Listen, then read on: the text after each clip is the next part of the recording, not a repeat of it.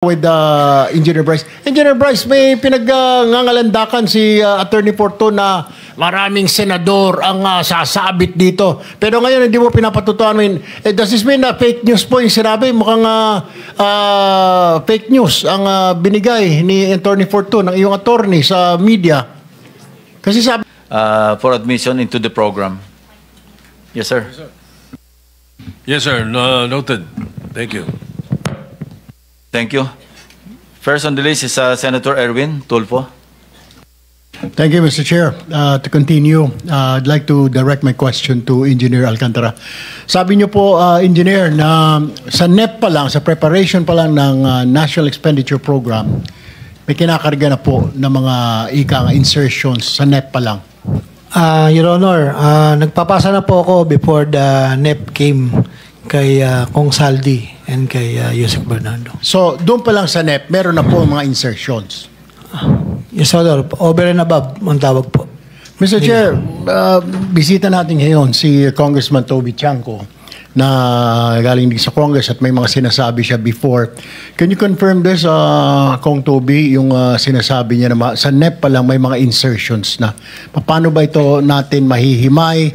Paano mo natalisod? Or can you tell us the process? Hindi ko po masasabi kung sa NEP pa lang ay may insertions na. No? Dahil ang pinaaral sa akin noon, ganito po yan. Ako po ay pinatawag sa meeting noong March 24, 2025, no? Sa Malacanang, at nahandun po si Presidente, si Sec Mina, at si Sec Manny Bonoan. Kasi po, ang problema po ni Sec Manny Bonoan is mag-election ban na, hindi pa na-award yung mga projects. Si Sec Mina naman, kinukulit daw siya ng House of Representatives na i-release na yung mga ang pinag-uusapan dito po yung FLR. Ito po yung pinahold na mga projects dahil nga nabawasan yung mga flagship projects ng executive branch at napunta dito sa mga insertions na to. So lahat po ng insertions, pinahold. Noong March 24, nung pagpunta ko sa meeting, nalaman ko na kaya pala ako nahandon is because yung House of Representatives, Your Honor, hindi pa binibigay yung listahan ng insertions. While the Senate, nalaman ko noon, nung January, nung hiningi, 3 days na bigay ng Senate. So sabay silang hiningan, yung Senate gave it within 3 days, yung House of Representatives, hindi pa binibigay ng March 24. So ang role ko noon is hingin po sa House of Representatives. Mr. Chair, did they give you a reason bakit tumagal ng ganon? I mean, inaabot ng, you said, ilang linggo? Hindi, March 24 po. So January, February, more than 2 months. 2 months binigay sa yung listahan? Hindi, 2 months wala pa po. Wala nung pa. March 24. Okay. So, tinanong ko kay Sec Mina, kanino ko hihingin? Sabi niya, ang kausap sa House is si Congressman J.J. Suarez. So, paglabas ko ng Malacanang, hiningi ko kay Congressman J.J. Suarez yung listahan. Sabi niya, bakit? Sabi ko, kasi walang i-release na FLR kung hindi nyo ibibigay yung insertion sa BICAM. So, ang nangyari, natandaan ko, March 24 yon, March 25, nag-request sa akin ng meeting si Congressman Suarez tsaka si Congressman Dong Gonzales. So, gusto nila akong makausap sa Manila Golf. Pilit nila akong tinatanong, bakit kailangan yung listahan? Sabi ko, yan ang utos. So, kailangan ko lang sumunod. So, Che, sinong, when you say utos galing saan? Yung paghingi ng listahan? Utos po ni Presidente dahil galit na galit siya noon kasi nga nabawas yung mga flagship projects, tinanggalan ng pondo, mga dam po yun na malalaki, tinanggalan ng pondo. So galit na galit siya noon. So, Mr. Chair, yung pondo, para malinaw mo mga kababayan natin ng flagship, saan po galing ito, yung pondo para sa flagship? Hindi, nahandun po yun sa proposal nasa NEP po yun. So tinanggal sa NEP at pinalitan nga ng mga insertions. Okay. So inalisan nila ng pondo yung flagship yes po. Programs. Inalisan nila ng pondo yung flagship programs ng Pangulo. Alam ko, karamihan doon dami. So galit na galit si Presidente. So pinapahingi sa akin yung listahan. So hiningi ko po yung listahan. So nabigay yan sa akin. Noong una binigyan ako ng hard copy. Sabi ko hindi ko naman mapapag-aralan kung kung hard copy yan. So, binigay sa akin yung soft copy, 3 installment. Meron pa silang huling ayaw ibigay, pero sabi ko, hindi ko masisimulan. So, Your Honor, so nung nakuha ko, ang una kong ginawa, kasi naririnig ko na yung sinasabi ni D.E. Alcantara na pag nakapagpasok ng budget, nakapag-insert, may kapalit. Yun po yung sinasabi ni D.E. Alcantara. So, siyempre, ako yung humingi ng listahan bago ko i-present ulit sa executive branch, sa Pangulo, kailangan sigurado ako dun sa listahan na yon.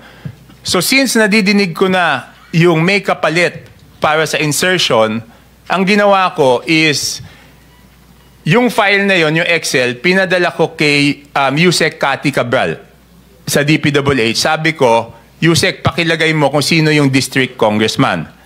And then, binalik ko yung file kay Congressman J.J. Suarez, same file, sabi ko, isulat nyo naman kung sino yung proponent o funder. So, nung nakuha ko po yun, pinagtapat-tapat ko kung sino yung proponent at sino yung congressional district.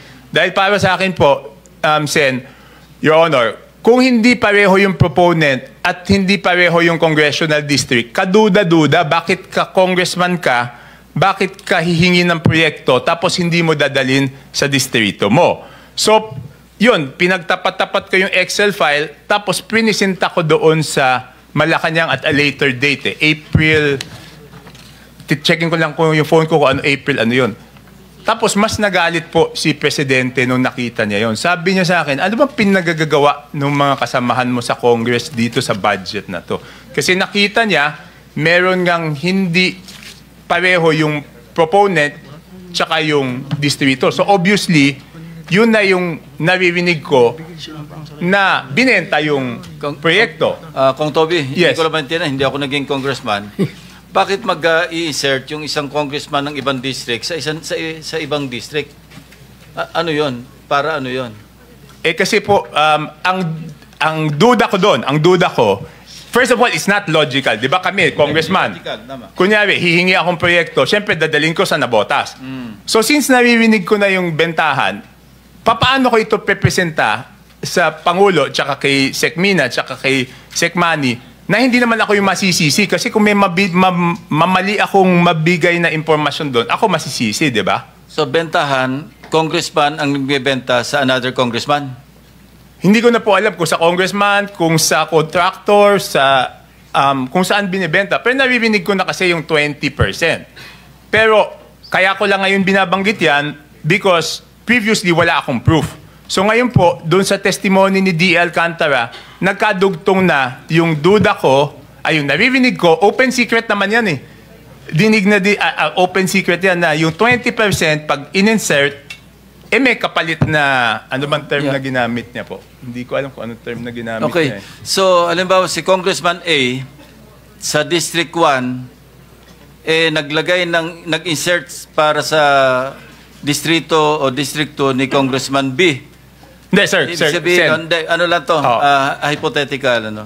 Si Congressman B, babayaran niya si Congressman A ng 20%? Hindi, maaaring hindi po siya eh. Kasi minsan hindi alam ng congressman na si... Sir, Sen Ping, pwede pong Mr. Chairman, pwede pakita lang yung file para mas ma-visualize. Minsan kasi hindi alam ng congressman eh. Yun yung tinatawag na sagasa. Magugulat na lang siya pagdating ng GAA na may pondo. Hindi, yung nauna muna. Yung naunang file, yung kay Congressman Saldico.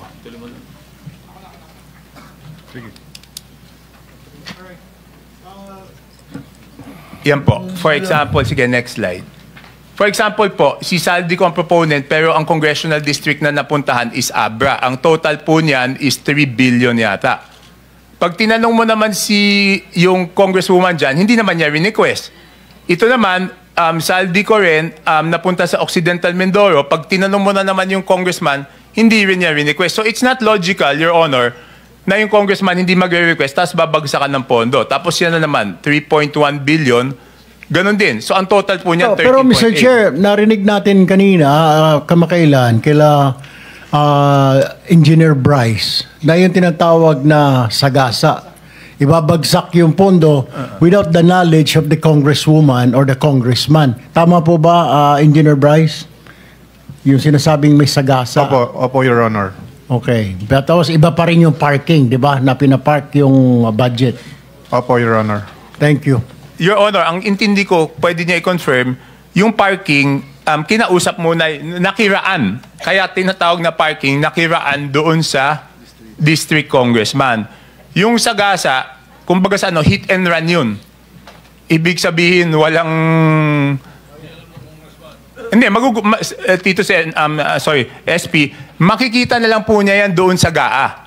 Kasi magugulat siya, paglabas ng GAA, biglang lumobo yung distrito niya. Ganun ang mangyayari doon. Yun yung tinatawag na Mr. Chair, sagasa. walang paalam. So malalaman niya na lang pag nandoon na sa GAA Opo. na nadagdagan. So hindi niya pwedeng angkinin ng district congressman yon or congresswoman. Hindi. Dahil may-ari nun. Hindi. Sa tingin ko, kung hindi yan substandard, kung hindi sumabog to na may substandard, may ghost, syempre for political purposes, aangkinin niya yon na siya nagpagawa. For political purposes lang, for political mileage, sabihin niya sa mga kababayan niya, ako yung nagpagawa nito. Pero ngayon, lumabas yung mga ganyan, nung tinanong ko sila, kasi tinanong ko yan Siyempre, tinanong ko sa kanila, para lang sigurado ko na hindi nila request. Kasi baka request nila. Tinanong ko, sinabi ko, request nyo ba to? Sabi nila, hindi. So yun, so nung pinisentan ko to kay Presidente, galit na galit talaga siya. Kasi Mr. paano daw nangyari yan? Just very quickly, Mr. Chairman, dun sa Yes. dulo no, 50 million, Zaldico, construction of building Nika Compound, Viluna Road, Barangay Pinyahan. 4th District yan, distrito ko yan sa Quezon City. District 4 yan. So yan, sinasabi ninyo, posibleng hindi alam nung congressman dahil sinagasa. Yes, posible, pero hindi ko na natanong yan, Sen Kiko, kasi ang tinanong ko lang yung sobrang lalaki. Di ba yung 3 billion, 3 billion, 3 billion. So my conclusion was, kung yung malalaki hindi pinaalam, I just concluded na posible rin. Kaya ito pong mga to, itong 13.8 na to, tsaka yung 2 billion sa Ako Bicol, tsaka 2 billion sa BHW, ang ginawa po niyan, hindi na talaga pina-release totally. Pina-hold na po yan totally at hindi na pina-release. Kasi nga, nung nakita namin yung presentation na ganyan, ganun yung lumabas. Okay. So, itong ganito kalaki, balik ho ninyo ulit yung 13 billion. Normal po ba ito? Or have you seen this before? I mean, ilang taon na kayo sa Congress? Nakailang balik na ho kayo. Normal po ba ito? 13 billion na care of or proponent isang congressman lang? Hindi po, yan na po yung pinakamalaking nakita ko. Tsaka yung nakakapagtaka dyan, kung babalik tayo doon sa Occidental Mindoro tsaka Oriental Mindoro, ngayon lang ako nakita ng GAA na 20 billion. Kasi yung dalawang linagyan niya yan ng 3.2 tsaka yung isang 3 something, nagsimula ang NEP nila 1.5 yung isa 2.5, meron yata. 1.5 yung isa, 2.5 yung isda, tapos nung... Okay, yung Occidental Mindoro DO, nagsimula 2,530 million ang NEP. Paglalabas sa GAA, 20,999 million. Okay? Tapos yung isa, Oriental Mindoro DEO, 1,583. Ang GAA niya, 20,795,429. Kahit yung 10 billion, halos wala niyan So kung makakita kayo ng 20, ito pinakita rin ko pala kay Presidente to, sabi ko nakakagulat. So talagang, nakakagulat itong area na to, paano lumobo ng ganito. Chair, isang tanong lang po. Yes. Interjection, sir. Kahapon, ay nung isang hearing kong Toby, nakita namin kung paano lumolobo kasi yung una, yung ceiling ng SANEP, 4 na beses dadagdagan Una, yung allocable na tinatawag, 300 billion yun Pagkatapos merong leadership, parang 100 billion. Ito po ikinonfirm ni Secretary Bonoan at saka si Yusek Kati. Pagkatapos, andun yung UA. Ito yung unprogrammed appropriation. At yung pinakamalaki, yung pang-apat, ito yung difference nung sinasabi mo na difference between the NEP and the GAA. Ito yung FLR. Another 400-something billion. Nung itotal ko, 1 trillion. Yun po yung taba. Ito po yung excess pot ng ating budget. Salamat po, Mr. Chair. But Mr. Chair, ang nakuha ko lang kasi yung...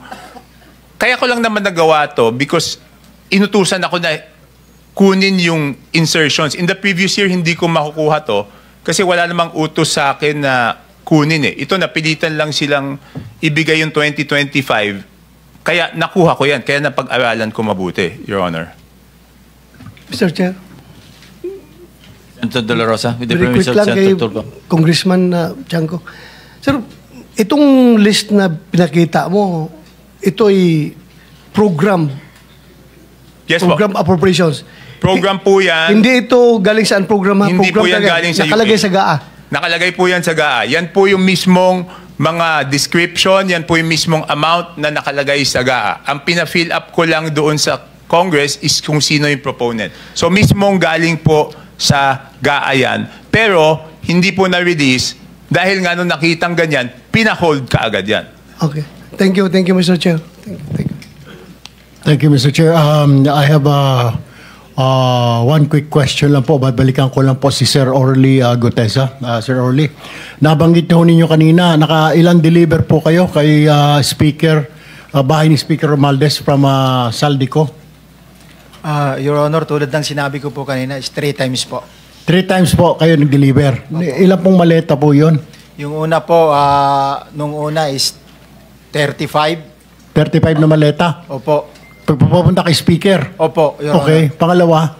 Yung pangalawa is, ang pangalawa, di ko gaano siyang ma-recollect kasi parang nasa 12 or 13. Kayo yung escort nitong Opo, ano. Okay. opo. Pangatlo po? Ang pangatlo nasa 15. Okay. Mga ganun po. Puro sasakyan po ni Kong Saldi ang ginamit ninyo? Opo, yung mga ginagamit yung sasakyan ni Kong Saldi. Anong sasakyan po yun? Yung backup niya? Isa yung ano ba ito? Yung high is na kulay white na bullet drop. Tapos may ginagamit kami na red plate dati na yung Yung kinakargahan ho ninyo. Kasi kailangan natin ma-establish ito para kasi mamaya pag inimbita ho natin para tumugma-tugma. Opo, yun po yung mga ginagamit. Tapos yung GMC yata yun or Suburban na malalaki. Yung 37 po, nagkasya po doon sa Light Ace at saka Suburban. 37 na. Bali 3 sasakyan po yun, Your Honor. 3 sasakyan po, Opo. nagkasya doon. Nagkasya po. Lahat, okay. Opo. So, ilang buwan po yun? Kung matatandaan nyo, 3 times a week, ilang buwan po? 7? Yung 3 deliver ko po is sa period lang po siya ng December po siya eh. Sa December, 3 beses ka nag-deliver sa bahay ni... Hindi lang po kasi pag hindi na po ako duty sa basura, may mga ibang tropa kami na nakadetail, sila rin na nagde-deliver. Oh, okay. Wala ko kayong idea kung magkano lahat yon. Wala po kayong idea. O may idea kayo kung magkano yung bit-bit ninyo, di-deliver nyo po doon sa bahay ni Speaker. Yung sa 35, yun nga ho, na may nakalagay po na, may nakalagay doon sa post-it doon sa bawat malita. Okay. Which is, nakalagay po sa kanya is 48. Mhm. Ang taas po nun is malaki, yung mga rimuwa na malita. Malita. 48 million ang isa. Siguro po, yun ang ano niya. Parang big time pala. Kasi ang bigat po niyan. Paki-describe mo nga, gaano kalaki, describe mo kung nakatayo yung bagahe. Pag tumayo po ako, yung isang malaking big na malita is kasing ganito ang sukat. Yung pinakamalaki. Opo. Tapos pag binuhat ko po yan, ang bigat yan is almost parang isang sakong bigat sa 50 kilos. Yung bigat. Opo. So binubuhat po ninyo, dito na transfer po ninyo sa bahay. transfer sa other sasakyan po pag ano. Okay, so 2-3 sasakyan. Ganun po lagi. Yung mga 17, 18 po na mga maleta. 3 times a week. Yes, sir. Yun po yung actual na dutihan ko during the time.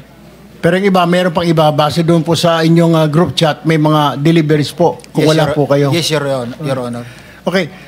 Mr. Chair, I will have one last question. May nagpadala po sa akin dito ng... Hindi lang po, natatawa kasi si Mrs. Diskaya, kabisado rin nila yung mga sizes. Ano po masasabi ninyo? Hindi, comment lang. Kasi Sige po. sanay din kayo mawak na malaking pera eh. Kadalasan po, sa 1 million po na tagwa 1,000 pesos, ang bigat po nun ay 1 kilo. So tama nga. Nung mananabong na dati namin kasama rito, 1 kilo, 1 million. 1 million, so 50 kilos nga. 50. Okay, but before I end my questioning to Mr. Orly, okay. All right. Ito po ang tanong ko lamang. Sir, sabi niyo kanina, si Saldi ko lang po naging VIP ninyo.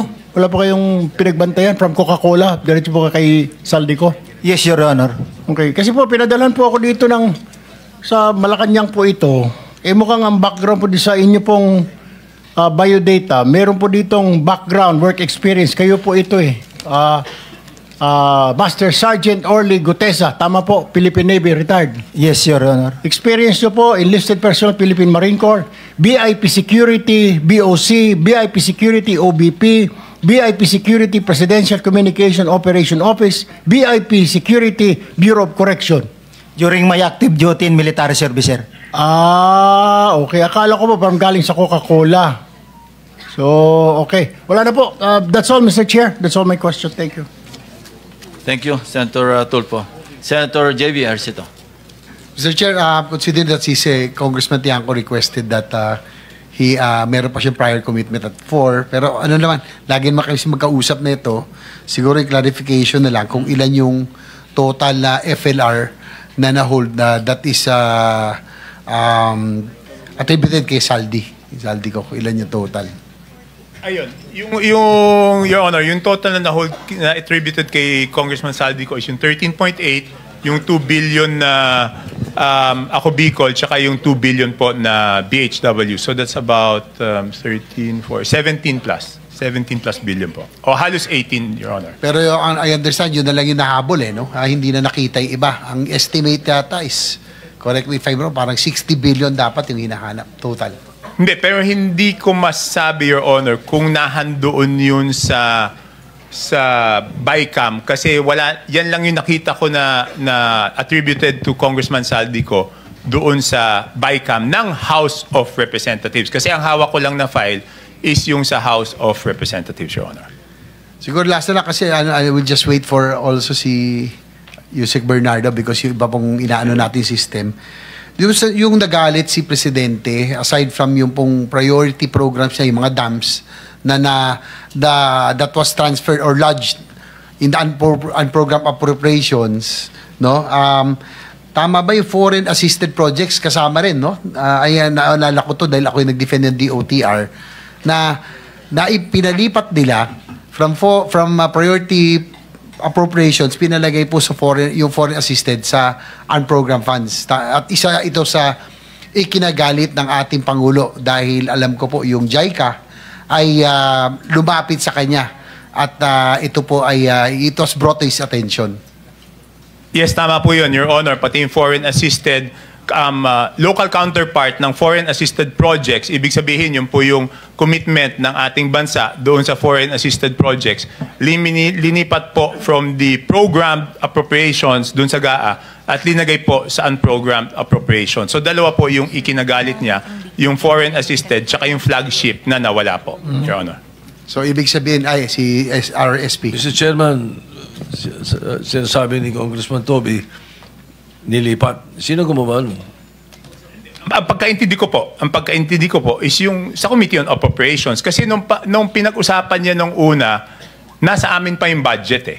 Nung una yung sinasabi po ni Senator JV na nagreklamo yung JICA, hindi pa po nagbabaycam nun. So nasa House pa yung budget nun. So ang understanding ko, ang inireklamo is yung House version. Yun po yung understanding ko. Kasi alam ko noon, hindi pa tapos yung Senate doon sa Senate version ng General Appropriations Act. Siguro last point na lang. Senator JB, bago ko mag-last point, isa lang, kasi nagmamadali rin si Rep. Toby. talaga pong magagalit ang Pangulo natin, Kong Toby, kasi hindi lamang siya foreign assisted projects, flagship project po ng Presidente. Maalala po ninyo, ito pong tinatanong ko kay Yusek Kati, na nandun po si Yusek Pangandaman, bakit ka ako sinulatan ka na huwag mong babawasan yung binigay na ceiling? From 79 million, gagawin mo 70. Kaya ang nangyari, Kong Toby, noong 2024, magagalit ang Pangulo, sa gas, zero na eh. Wala nang natira eh. Ganun po yung ginagawa at talagang nilalagay po sa mga convergence projects. Yun po yung CSSP, SSP, SIPAG, BIP, LIP, kung ano-ano pa. Yun lang po. Salamat. Thank you. Tama po kayo, Your Honor. Kaya po nasabi niya nga na pangatlong taon na niya sa panunungkulan, hindi matapos-tapos yung mga malalaking proyekto kasi nga kinukuha lagi. So doon ka nalaman na hindi lang ito nung taon na yon mukhang nangyayari na in the past. So kaya talagang galit po siya. Dalawa po yung kinagalit niya noon. Hindi lang po yung foreign assisted, hindi lang po yung flagship. Ang sabi niya po sa akin, anong pinagagawa ng mga kasamahan mo nung pinakita ko na hindi po match yung proponent tsaka yung district. Thank you, Senator Marcoleta. Si Senator Tulfo is reclaiming his time. Later, you'll be recognized again. I-reclaim niya yung time niya. Sorry, Mr. Chair. Kailangan ko lang kasi importante po ito. Balikan ko lang po si Gutesa, si Sir Orly. Kasi po, matibay po kayo na witness. Sa tingin ko po, may mga nag-question po ngayon. Kaya kayo po ang una nagturo talaga dito po kay Speaker Romualdez. So I want to make sure po, pag binalikan ho tayo, tatayo po yung mga sasabihin po ninyo. Tama po. Kailangan ko pong tanungin, sir, anong year po ba kayo nag-retire? June 30, 2020, sir. June 30, 2020. Ay, sir. Pakipakalanan mo nga po, sir, mga naging boss mo sa BIP Security. Doon po sa Bureau of Customs, sino po? Nung Your Honor, yung sa Bureau of Customs 2011 to 2013, Commissioner Rafi Biason. Si Rufi Biason, opo. Ay, sir. Alright. Pagkatapos po noon, saan po kayo napunta? Pagkakaalala ko, Your Honor, is napunta ako kay Vice President Gigi Marbinay. Okay. Pagkatapos po noon, sa PCOO naman, anong year po kayo doon? Noong 2016, napunta naman ako kay Secretary Martin Andanar, Your Honor. Okay. Kay Secretary Martin Andanar. Yes, Your Alright. Honor. After po noon, saan po kayo?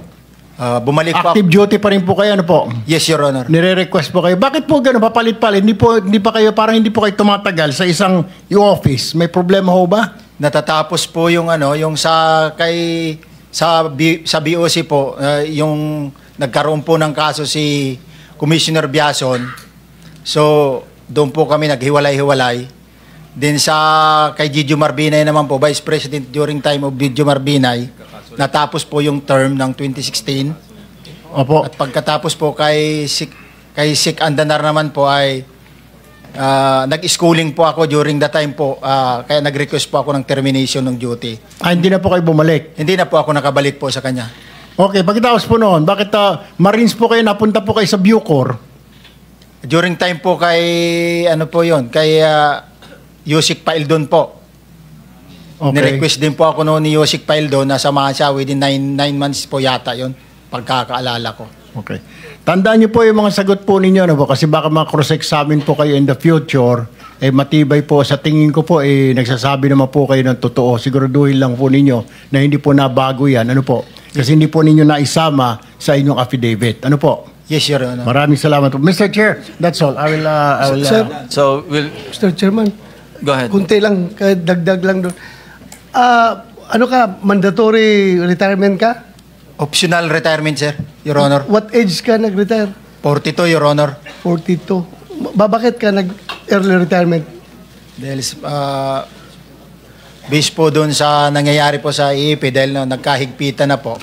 Tapos may mga offer na po sa akin na during nung nakapagtapos po kasi ako ng pag-aaral doon sa Ilagan City, nakakuha po ako ng opportunity during the time. Okay, basta Senator retirement. Bato, Thank you. nakatatlo ka na. Si Senator JB.